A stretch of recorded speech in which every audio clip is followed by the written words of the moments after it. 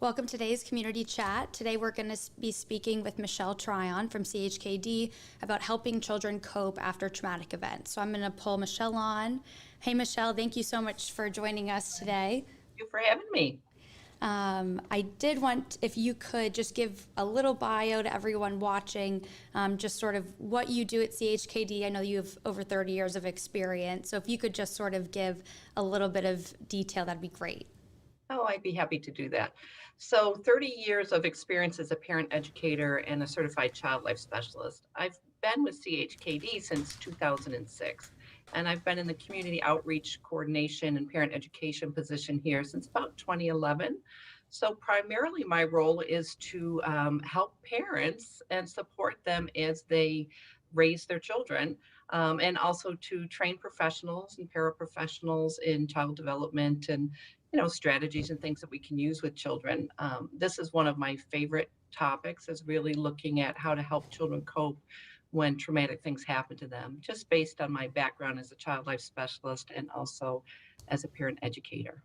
Absolutely. And that sort of brings us into the first point I was going to ask you about is that, there is a whole field of traumatic events that can take place. And, I think right now we've been talking a lot about school shootings, but there are natural events, there are events at home, there are other events that can take place at school or out with friends. Can you just sort of give a layout of, some of the traumatic events and maybe just a couple that certainly require a little bit more sort of watch from the parents and sort of making sure that their children are okay after these events? Yeah, I'd be glad to do that. And I know we've got a bit of time to talk, so Mhm. it's nice that we have this length of time. Many times I'm trying to put this into like a 3-minute bullet. So I have a little more space here. So let me start by saying this. There's stress that can happen in our lives, which of course we're all aware of. So there's positive stress, there's tolerable stress, and then there's something we might call toxic stress. So, positive stress is if a child or an adult for that matter has a challenge and they kind of get through it. Like, so they learn to ride their bike or they take a spelling test and they do well on it. Or for an adult, you have a new baby or you get married. Those are positive events, even though they can be stressful. Then there's tolerable stress, and tolerable stress happens when there's some kind of a challenge, which we might call an uncomfortable challenge. It could be anything from the death of a pet to, um, your parents getting separated or divorced. It becomes tolerable when there is an adult in the child's life who can help them through that experience, that can see what they're going through, that can help them make sense of it, that can help them think of some things they can do to cope with it. So it becomes tolerable stress. And then there's toxic stress. And toxic stress happens when there is an event that's so overwhelming to a child or to a family, and there is no one there to support them and help them through it. So that can become very traumatic for them. So we really think about not necessarily what is the event that happened, but really what was the response of the adults and the family members and the community members around that event in supporting that child, if that makes sense. So you name the tragedy or the challenge. It could be hurricanes, it could be, if you lived in Buffalo, it could be, snowfall. It could be natural disasters, it could be school shootings, it could be mass violence in the community, any number of things.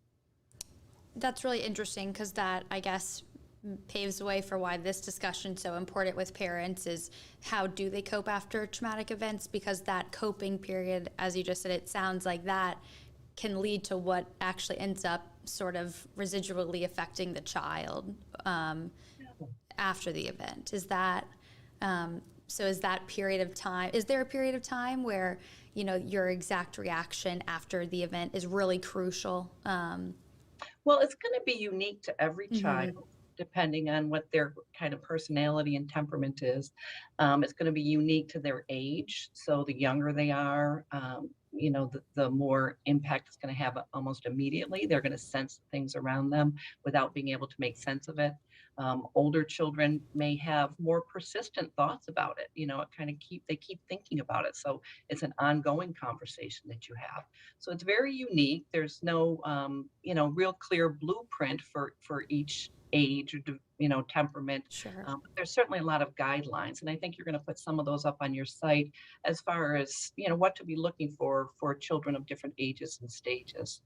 Uh, Absolutely. And I think that was very interesting to me. And there's different terminology, I think, for some of the groups, depending on the different website. But the gist was, small children, early elementary, school age, and then, more adolescent, upper middle school, and high school. So, if we just start with, smaller children, you know, my curiosity is sort of what amount of information do you want them to know about an event, or how do you want to help them? I know that children can be, very curious, and I guess, with all the media and television too that, is available after events, what is the right amount of information for children to know?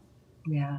So for very young children, they almost have a sixth sense, I might say, even that of they pick up the emotional environment around them.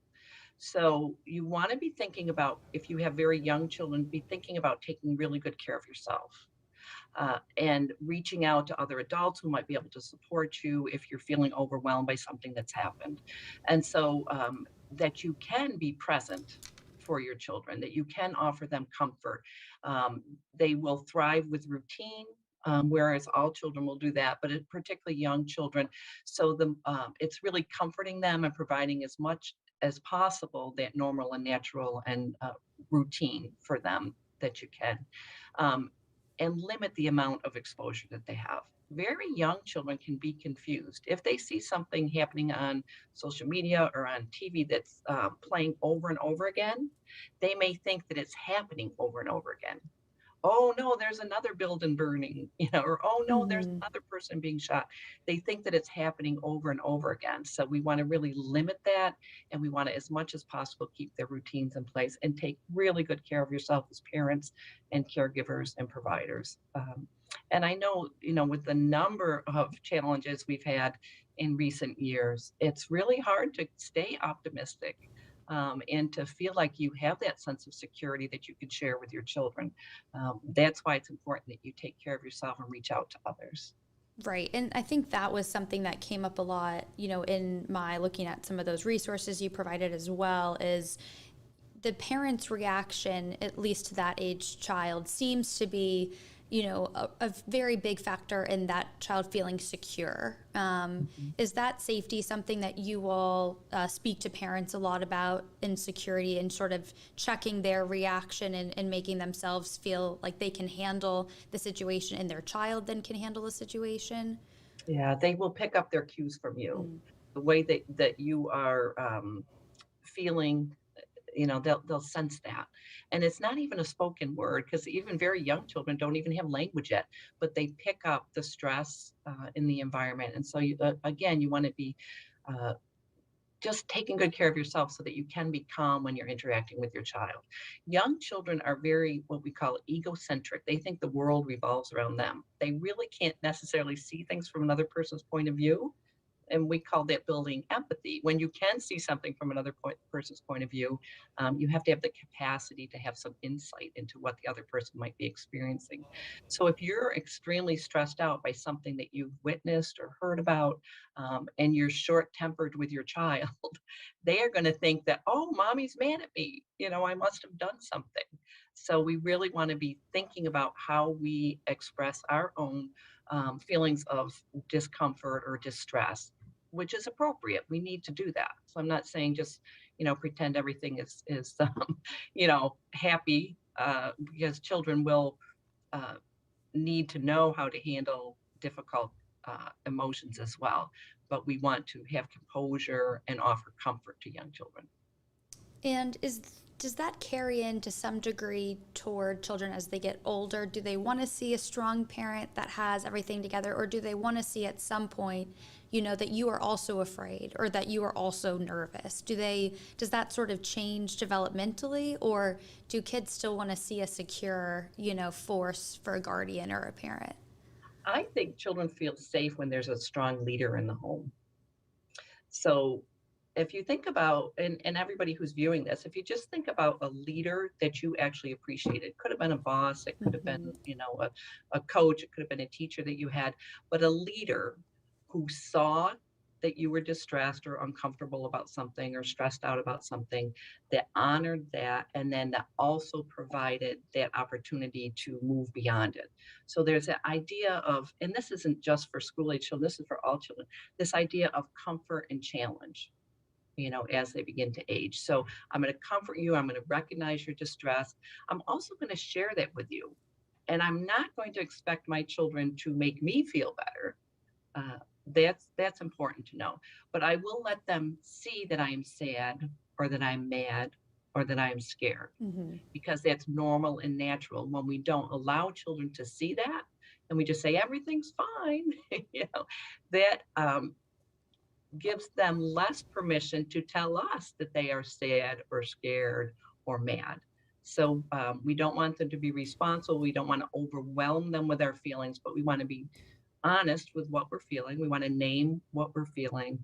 And then we also want to provide that challenge to move beyond it. So, what's the bigger picture? We don't need to constantly focus in on what's happening, whatever the tragedy is. Let's think about what else is happening in life. There's this company called Life is Good, which I'm guessing many of your viewers have heard of. Um, so the story behind that I think is fascinating. There was a family that did not have it easy. It was a single mom with 6 kids, and I can't remember if the father had died or there was some reason that dad was not involved. But the mom and the 6 kids would have dinner every night, and they would say, what's the best thing that happened today? What's the worst thing that happened today? But when they would talk about something that was challenging, and then they would say, and life is good. So this happened today, and life is good. We're all sitting here together at this table eating dinner. There's the certainty of we are a family no matter what's happening out there. And so they grow up, 3 of the brothers grow up and create this multi-million-dollar company called Life is Good. So it's not likely that all of our children are going to do that. But it's really that idea of, yes, there are challenging situations happening day in and day out. We're aware of it. We're not going to pretend they're not happening. But we are here together as a family having dinner. That's what you can be certain of, that we will always be a family and that I love you. That's the certainty that children need, regardless of their age. And that fits in, I think, with this idea of, restoring balance that I've seen a lot in all of this. Sort of Yeah. things happen, but we are still here together. We're strong together. Yeah. So a real strong driver for children, and what I mean by driver is what pushes them to behave, is Hmm. that they want to belong. So they want to belong to a family, to a classroom, to a community, to a school, and they want to be important or significant. So they want to have agency and be able to contribute something. So those are reasons that children act in particular ways. Right? And so offering that sense of belonging, even if things are not going perfectly, we all belong here. And they have something to contribute to make it a better world, to make it a better classroom, to make it a better community. So we want to offer them the opportunities to contribute as well. That makes them feel like they have some efficacy or agency. It helps with that feeling Hmm. of helplessness. Right. And what are ways that kids could contribute, or sort of, work with their parents after an event to make them feel like they have that agency back again? Yeah.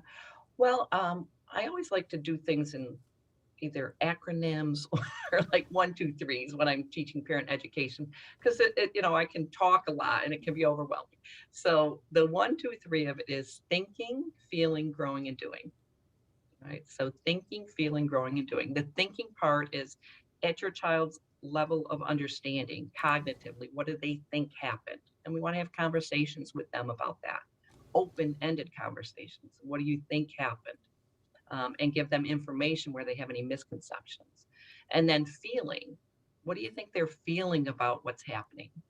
Or can they tell you what they're feeling? Are they sad or scared or angry or confused?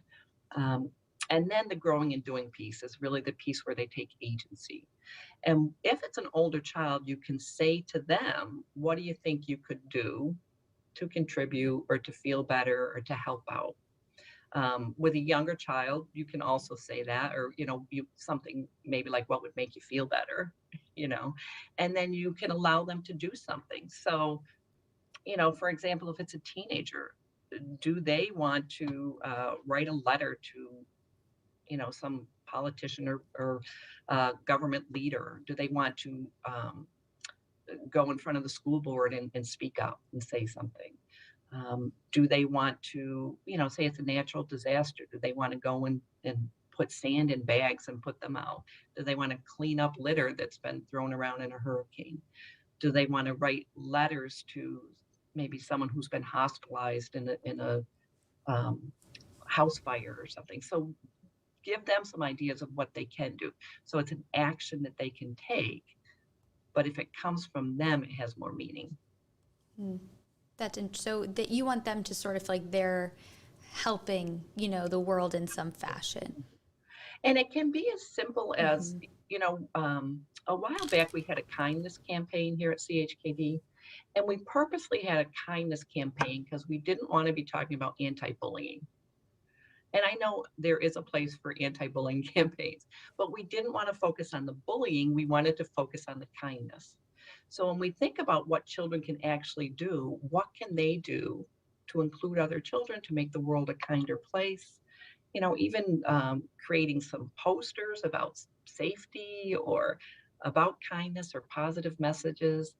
Children love to be engaged and love to do things. Young children, if they can't write a letter or something like that, it's about play for them.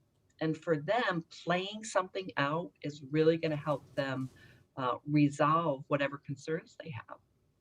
I think this was when the pandemic first happened and everybody had to shelter in place. I had a granddaughter who was 4 at the time. And so she was playing this game where she pretended to be a princess and she climbed up on my bed and she said, I'm a princess and I'm stuck in a tower and there's dragons out here, so I can't come out of the tower. And I was like, well, that's an interesting game to play during a pandemic. I didn't say it out loud, but I was thinking, where's she going with this? Then she grabs on my nightstand, I had some hand sanitizer, and she grabbed it and she pretended she was shooting dragons with it. All right. So that is what young children will do. They'll take play opportunities to work through. I'm feeling trapped inside, but this hand sanitizer is going to kill some of these dragons or viruses or whatever you want to call them. So with young children, giving them opportunities to play and not taking over and not shutting down the play, which Hmm. could be very hard to do because they will show us through their play what they're worried about. So let her, in your story, kill the dragons, use the hand sanitizer, and work through that, meaningful scenario to her. Right. Um, And, would and not that I would, but if you said something like, well, there's no dragons, Mhm. know, dragons aren't real. Right. Oh, to her, they were. So fears are real to Hmm. children. We want to honor what their fears are. It actually makes the fear smaller rather than bigger if we say, yes, I can see how that would be scary. I can see why you're worried about that. I get it. That is worrisome. We join them and we move beyond that. What can we do to create more of a sense of safety, Hmm. sense of security? When do you notice, I mean, in that scenario, and your grandchild is playing, when do you know when it's gone on too long or they might need external help? What are some of those signs? Oh, that's a great question. So one of the things is going to be parents know their children the best, right? They know their children better than anybody else knows their child. If you see changes in your child's behavior that are long lasting, so say with young children, sometimes you'll see regression if they're stressed about something or worried about something, where they might start sucking their thumb or they might wet their bed and they hadn't been, or they start using kind of baby talk, you know. Hmm. So we would call that regression. And that's okay. And the more we can provide reassurance to them, they'll kind of quickly move through that.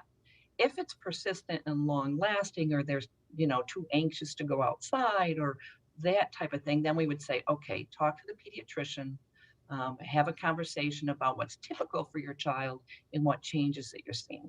For older children, it may be that they want to withdraw for a little bit, just hang out in their room and have some quiet time.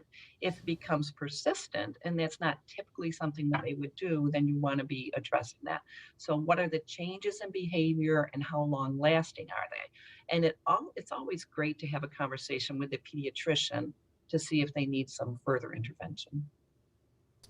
And, on that, I mean, I know every kid is different. Are there instances where an event could potentially change the child's personality and then that just becomes a new norm? Or is that sort of a version of maybe them not having coped and not having sort of gotten over the event?